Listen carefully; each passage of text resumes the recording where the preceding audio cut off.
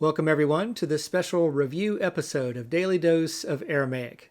To this point, we've looked at Timothy Lee's Biblical Aramaic Readers. Well, today I'd like to show you Targum Onkelos in his Readers series. Now, of course, this will be from Genesis to Deuteronomy, and there are readers for individual books within the Torah as well, such as this one for Exodus. But for now, let's take a look inside the Onkelos Parallel Reader.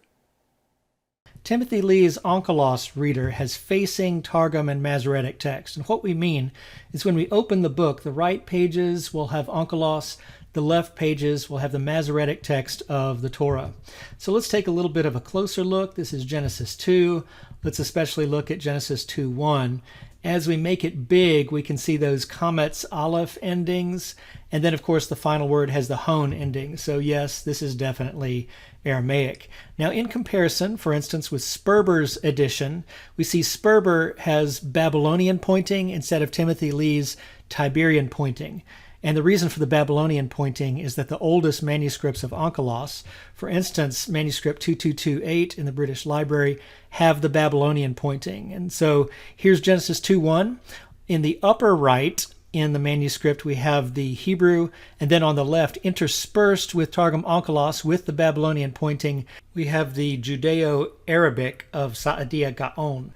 So another modern edition of Onkelos we've seen, so we can compare here, is the Art Scroll edition, where we have the Hebrew on top in big letters, and then in smaller letters, Onkelos on the bottom, with differences pointed out in the bold type.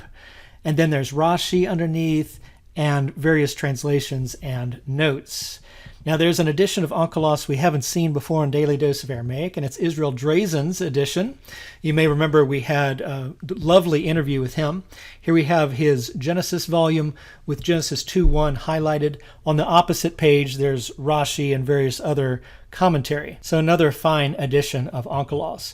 But as for Timothy Lee's, a wonderful benefit here is we have the text, and we have the text all together, uncluttered, with notes and commentary. So here we have a relatively low-cost paper edition of Targum Onkelos that has the benefit of being in parallel, like Biblical Aramaic for biblical interpreters, with the Hebrew we're perhaps a little bit more familiar with on the left side. So overall, Timothy Lee has done us a service in our study of Targum Onkelos by providing these convenient readers.